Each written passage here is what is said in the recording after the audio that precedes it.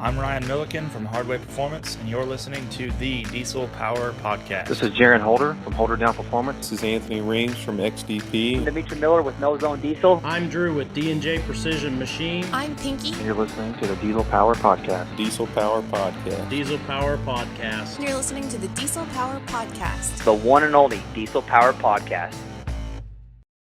Hello, Diesel fans, and welcome to the official Diesel Power Podcast. On today's episode, we have Ray McClelland. He was a competitor in Diesel Power Challenge this year, and he's also the owner of FTK Diesel. We're really excited to bring you this cool story that he has about building this truck from where it started, which was without a motor or transmission, and to bring it all together, compete in Diesel Power Challenge, and just have fun with the truck. And he's also got a lot of cool things planned for FTK Diesel in 2017. So you guys in Ohio, anywhere near there, you're going to love it. He's got some dirt drags planned, dyno competitions, does a lot of custom builds, custom transmission builds. So we're going to jump right in. We know you're going to enjoy this story. We want to thank you for being on the Diesel Power Podcast today. It's great to chat with you. I've been watching your truck for a while, and DPC, and a little jealous of the wheel tire setup. I'm not going to lie. I've been looking at it for my truck. Yeah, Patrick, thanks for having me on the show. Yeah, I've put my blood, sweat, and tears into this thing, making it what it is today. How did it start? Was it just, have you had the truck for a while, or is it something that you bought with the intention of building for DPC? I actually bought the truck brand new. It was a 6-speed manual transfer case truck. I drove down South Carolina and got it in 2007. Over the years, I followed the different trends with it, per se, and it's been as far as 12 inches of lift with 38, 1550s, all the way back down to the stock height it is now with the 33s. I mean, I've had every setup from stock injectors with a 66 going to, they were about 200% at the time. I've worked through the tuning with the Bosun CFI Lab was available for those 607 trucks.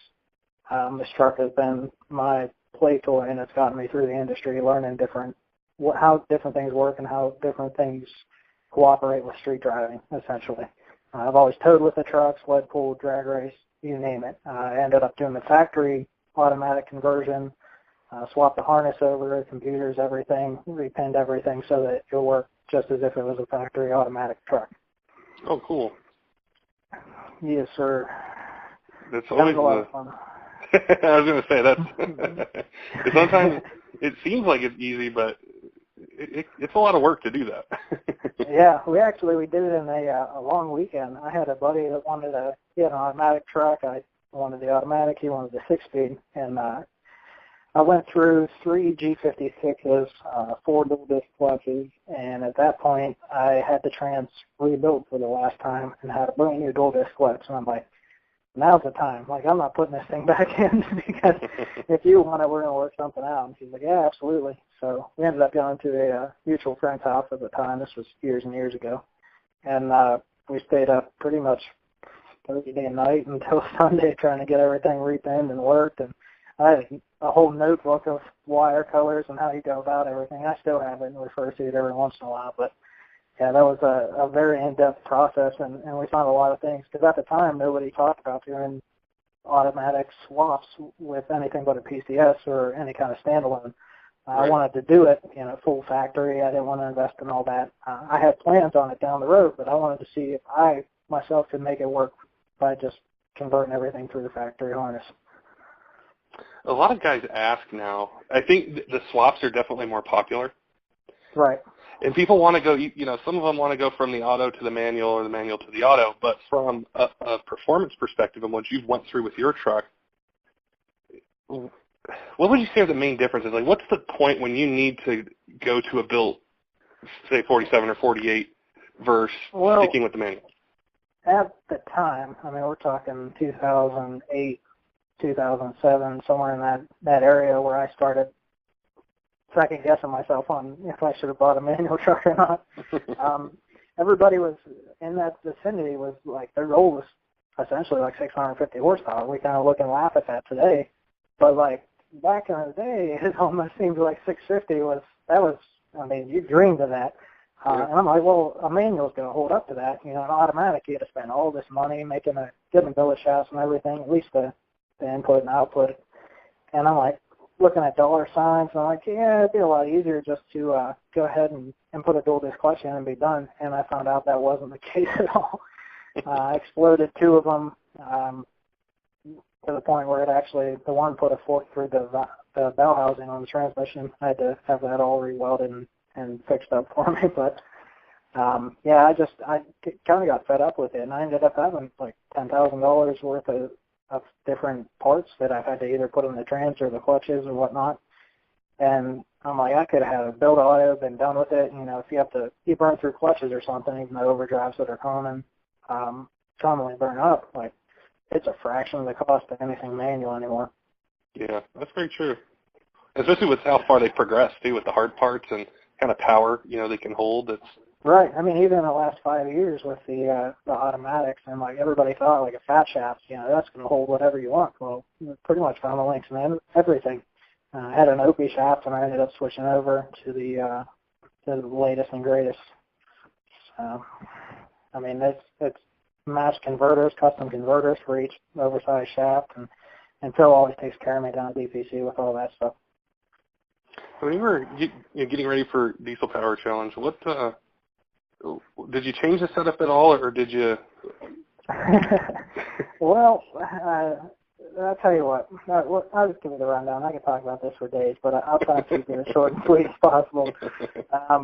Basically, KJ called me, and he gave me the great news that I was voted in. I'm like, for years I've been working on this. I actually went out with the Firepunk guys in 2014. I was living in California at the time, and I drove out to kind of hang out and get a feel for everything, lend a hand if I could do so. And at first, KJ called me, and I'm like, yeah, this is awesome. And I started thinking, I'm like, well, how am I going to get this truck together? Essentially, over the last year prior, I've sold like the engine, trans, well, not all of the trans, just certain parts out of it, the lift, wheels, tires. I even sold the bed off the truck. And it was sitting in a buddy's field for the majority of that year. So it was not DPC ready whatsoever. So immediately I began tearing into it. I had the intention of making it kind of what it is now the second I took it apart the first time, but I assumed at that time if I got into DPC, I'd make it work, but I knew I had to do it really quickly.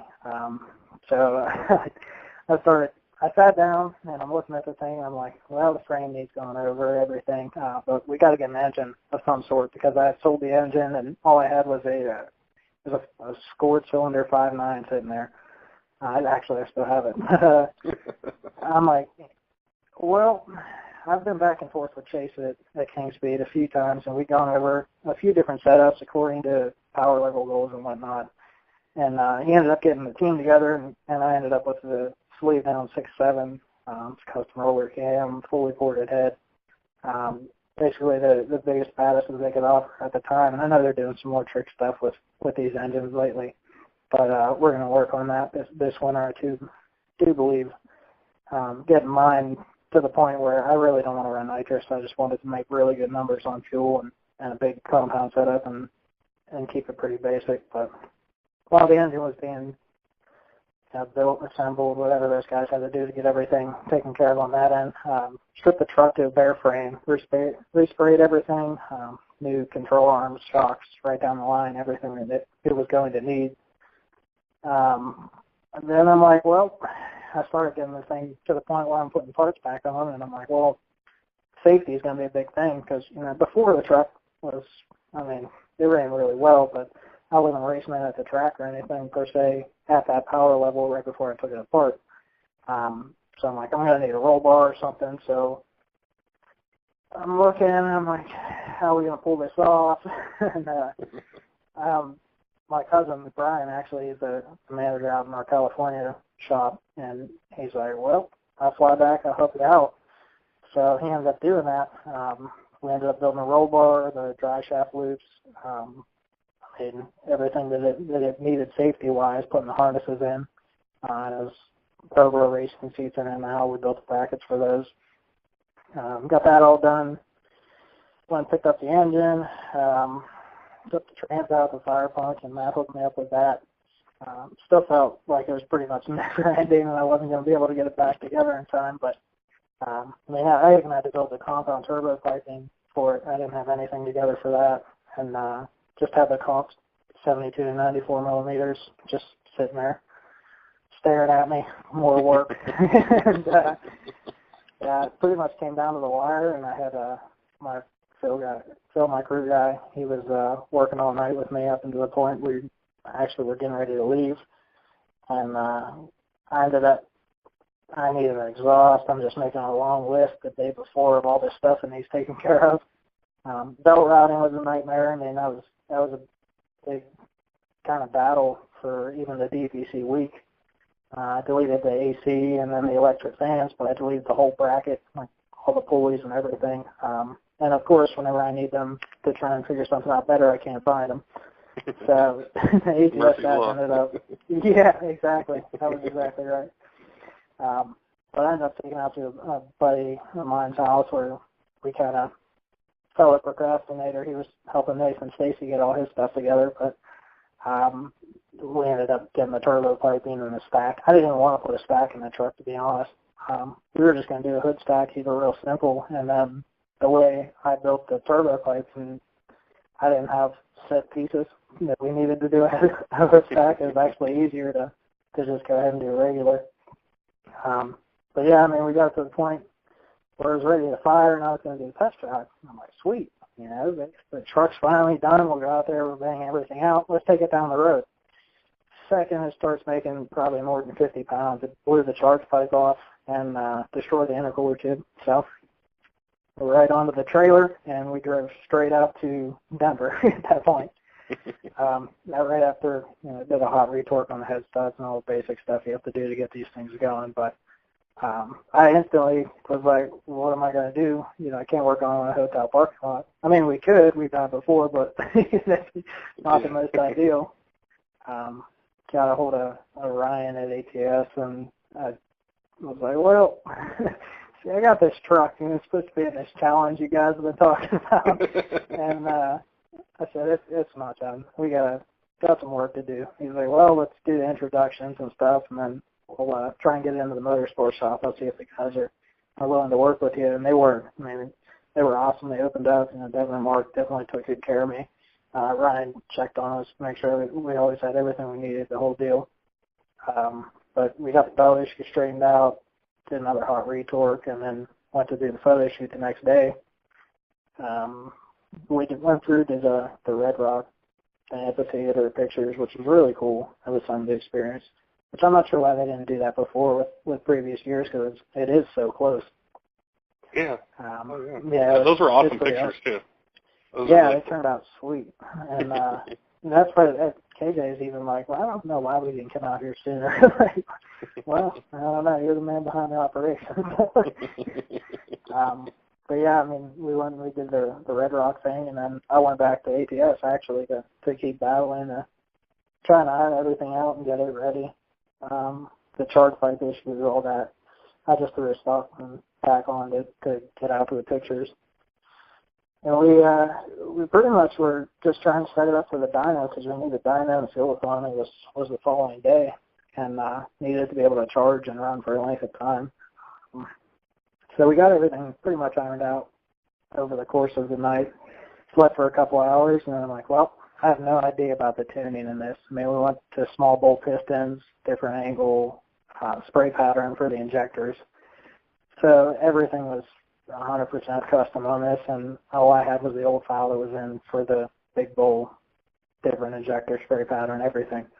I basically threw a tune together, and we went out on the highway and did a quick tool just to see if it felt like it was going to do anything or not, and it felt okay. I mean, I've been in 1,000+ horsepower trucks multiple times, but just didn't feel like it was all there, and I knew the elevation was going to affect it and whatnot. But we took the next exit, and got to a gas station. I'm like, well, I'll try this, and made a drastic change to it, just going with a different theory. And when we pulled onto the highway, it felt a lot stronger, and it actually blew the elbow off the stack, crushed that pipe. So constantly things battling against me, but Yeah, I mean, that was the kind of the battle building up to the point of actually going to the event, where we went to the dyno, and I mean, we got on, I want to say I was even first. Everything's kind of a blur. Everything went so fast and lack of sleep, but went to the dyno morning, and I ended up not shutting off the speed limiter. So we got to do the first pull, and it pulled real strong, and it's highlined. I'm like, 98 miles an hour. That sounds familiar.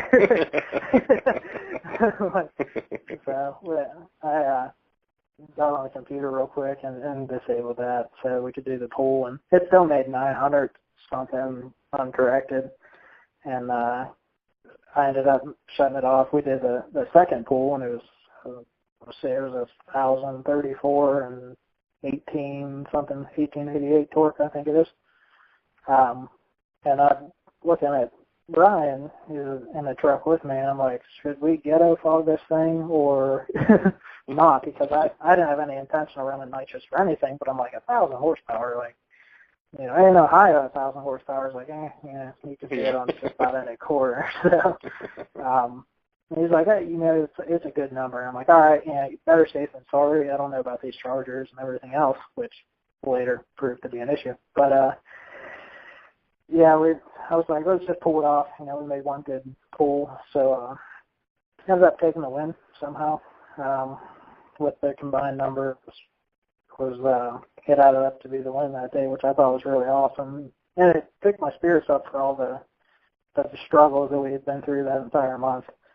But I mean, it wasn't a bad day for sure, but still no sleep. Had to go over everything, do another hot retorque on the head studs and whatnot, change the oil, all the fresh engine stuff you got to do, and try and rig something up because I knew that the following day was going to be really bad for trying to blow boots, and that proved to be true as well. I was even trying to get V-bands from any local suppliers or anything to weld everything solid, you know, put bellows in, but do the V-bands. Came up short on that. Nobody had anything for me because it's all 3.5, not 3. I mean, the day after that, we ended up doing that was a trailer obstacle was the first thing. Wasn't really too nervous for it. Honestly, I've been moving trailers around and stuff since I was probably 13 by myself. So I knew it wasn't going to be too much of a struggle for me, which I ended up with the fastest pass before the 2 cone penalties, which was when I was back on the trailer up at the very end. I ended up taking the corner of the trailer. I lost the trailer in my mirrors because I didn't have them turned up, what everybody told me. But I ended up just kind of turning around and trying to find the trailer and get it in the box as quickly as possible. But I ended up making 2 cones. So I think it was a 1:05, and I ended up with a 1:25 after a minute 25 seconds after penalties, which gave me 3rd for the day. It was like, all right, you know, it's whatever. They weren't telling us, but everybody was kind of keeping track of times and whatnot, because they try and get people not to post it, but there's always a way around that, apparently. It's just a private group instead of a regular group on Facebook, apparently. But we moved on to the trailer drags after that, and it got pretty rough on me there. Again, I want to say I was like first up. Pulled up and staged, and I left on green, which, you know, you're supposed to do, but they say you can wait and you can spool, take your time as long as it's green, then they'll give you your time and go. But it just wasn't what it was, and naturally, as soon as it goes green, you have to go. There's nothing I could tell myself that day to make me say otherwise or do otherwise. But I pedaled it. It spun pretty hard. And then whenever I hit the converter lock, it instantly blew the boot. And I'm like, well, all right. Everybody went around the first round, which we were only supposed to run the 1. And even with my boot blowing, I hadn't held the fastest time. I'm like, all right, sweet. There were some discrepancies, so they went ahead and they let everybody run a second round, which I made a very similar pass and blew the boot the same way as soon as I had the converter lock. Oh, geez. But yeah, it went 1076, so like 73, I want to say, which was good for cycling compared to Charlie's 1069 at 78. Glancing at the article here, trying to get everything caught up, but yeah, the quarter mile drag was after that, to where it got actually pretty interesting for my day. I was lined up with Neil, which I love Neil's truck. That thing's awesome. The setup and everything about it, I mean, it's a gorgeous truck, and those guys worked really hard to keep his transmission and stuff together throughout the entire event, but he still had an issue. At the end of the day, they had to go through it again, but there was an issue with his jet size, I believe it was. We were supposed to go qualifying just against each other, and it was popping and banging. It had too big of a nitrous jet in. So I said, you can go ahead and you take your time to get it fixed. I'll just kill the truck or whatever you guys want to do. Well, they ended up just letting me go on my own, and the truck went, I didn't lock the converter till third, and it still went 1096 at 132. And I'm like, well, that's pretty decent. At the end, I'm like, that was a pretty quick pass. And then I had a coolant leak, which it ended up putting me out. I couldn't get it fixed quick enough to be able to compete or anything for the quarter mile portion, so I just took the DNF. Found out later, too, that the high pressure turbo actually had a chuck missing from it. The compressor wheel had the extrusion part of it had a substantial piece missing. I'm like, well, right when I was getting ready to make that 1096 pass, I'm bringing it up and I could hear it surging a little bit. Well, it normally doesn't flutter like that, but it held together for the pass somewhat. So we ended up pulling that charger off, and the Aurora 7000 went on. And I mean, that charger seemed to do really well. As far as spool up and stuff, it was actually somewhat comparable. It actually ran a little cleaner on the street compared with my 94 millimeter. But, I mean, that pretty much summed up that day. Going as far as the sled pull, planned on just kind of letting it all hang out. It ended up red line first through third, and right as I was getting ready to just let it go ahead and go into overdrive because it was at 5,000 RPM and third, turbo 94 blew apart. It took out the Aurora 7000. I'm like, well, I jumped out and hit the latch on the hood because it was just smoke everywhere. And I'm looking, I'm like, well, nothing's on fire, so that's good. But I knew it wasn't, it wasn't good. And we were looking, it just peeled back the downpipe, and actually, whenever I got the truck home, I ended up finding the wheel right below the stack, right on the elbow. It made its way all the way back there. Wow. Yeah, that was fun. Still drove the truck on the trailer at the event, but I kind of wish things were different. As soon as I started pulling, though, I knew it wasn't going to do too great because it was so soft in the rear. It was just going to take all the weight and lay it on the sled, take all the weight and lay it right on the ground. No suspension stops or anything. We didn't change anything. I didn't even check the tire pressure from the time they were mounted. I checked it when I got home just because I was curious.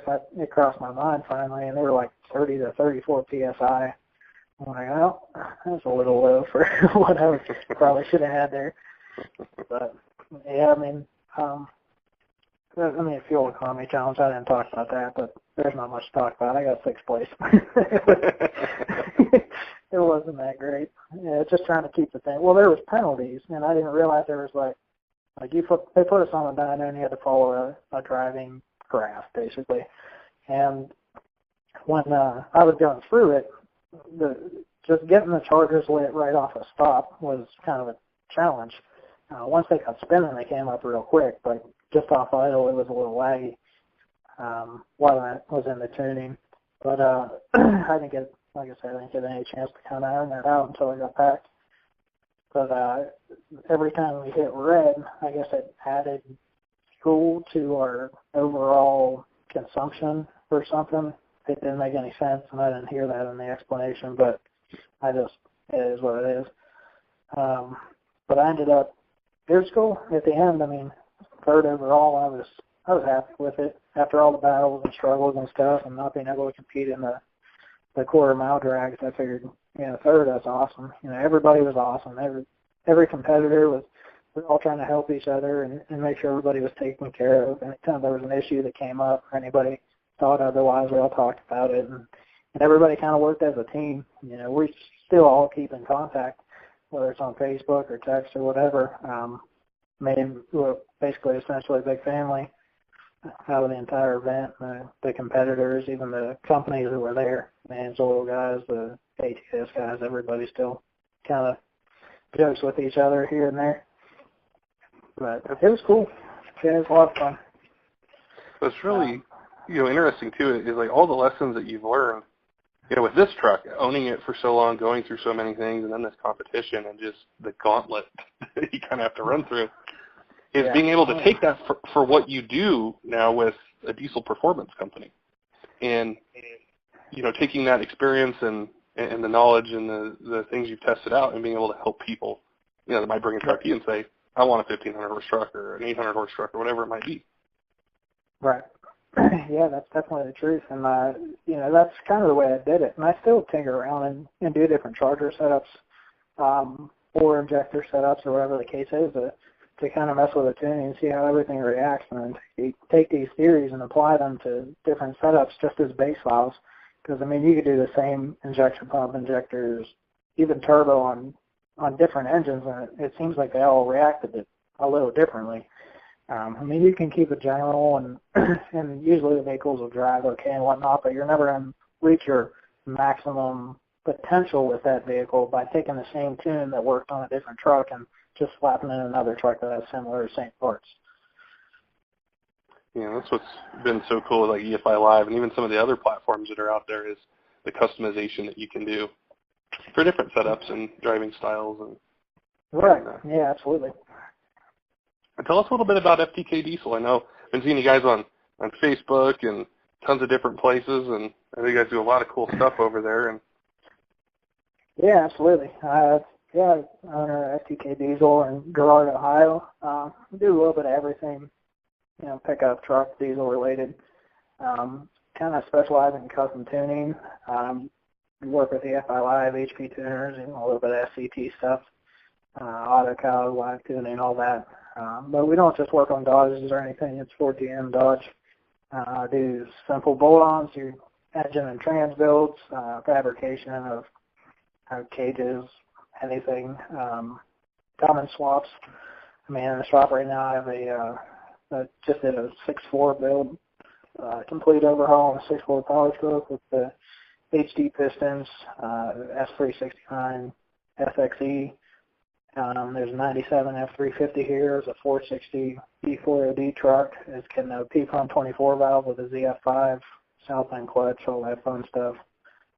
Built a lot of Allisons, address their weak links, the flaws, and just kind of built them to meet or exceed customer expectations or power goals. And, built Dodge 48 REs, 68 RFEs, used DPC converters and everything. Phil's been great to us. Even throughout the years of everything, he's always gone above and beyond for us. But essentially the future for us, we're extending the building. We're going to get a Mustang dyno in the spring at this facility. We have one in California, but I'm looking to do an MD 1100 with the dual brakes. I'm going to add on a base for that, and then probably spring, summer, end up doing dirt drags here as well. I got about 6 acres of flat land that looks like it'd be perfect for dirt drags.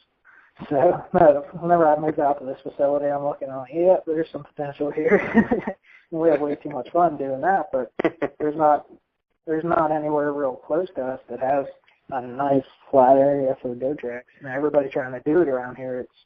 It's like going down a motocross loop section, trying to just get to the end of the event, and then you don't have any stopping time. So I want to set it up right so there's some faster trucks come out here and not have to worry about, running into a wall or having any issues slowing down, because that's the kind of similar things that we deal with around here.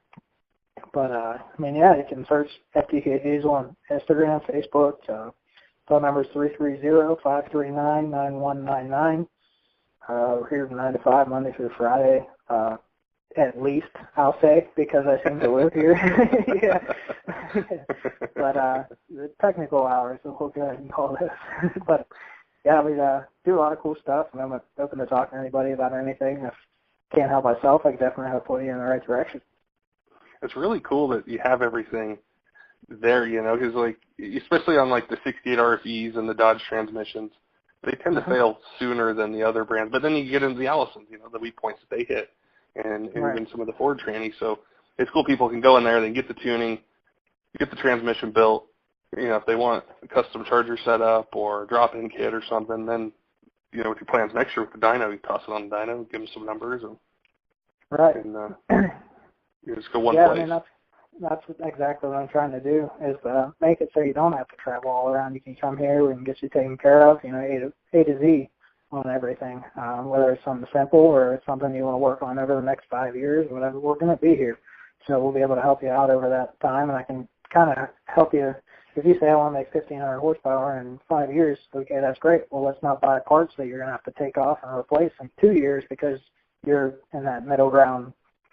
I mean, that's a lot of what I did whenever I didn't realize where I would end up with the truck. And I spent a lot of time wasting a lot of money just because I didn't write an essential plan for the truck and where it would end up. But I didn't set my goals big enough at the time, and it cost me a lot more. That's really true. And that happens. It's happened to me too. You know, just we think about just right now, I just want 600 horsepower, and then you have it for 6 months or 3 months or a year, and you're tired of it, and you want more. Well, then you've got to change so many other parts, and it's just, yeah, if you make that plan in the beginning, that's key, just so it can support those higher power levels. Yeah, you can go a lot further if you kind of put a plan together. You know, if you say, you know, I hot shot with this truck, I'm not doing anything more than 400 horsepower, I just want to be reliable. Okay, well, let's get you set up here. But, I mean, if you want that 1,000-plus horsepower, or what I see a lot even is people are like, 650 is all I want. Well, they do a transmission that's good for 1,000. And they're like, well, if the transmission is good for 1,000, then let's put a dual pump kit on it and let's go to 1,000. And that's, you know, I see it a lot. And it's going to happen. But if I can help people otherwise and help save a little money and reach your goal a little quicker, then I definitely want to do that. That's awesome, man. We appreciate you being on the podcast today and talking with us and sharing the experience of Diesel Power Challenge, and then, you know, about your business and the expertise that you're able to bring people. And what you're building there is really cool, and we look forward to watching it and seeing it grow, and the dyno go in, the dirt drags and everything next year. It's going to be cool. Yeah, absolutely, Patrick, and thanks for having me. I look forward to speaking with you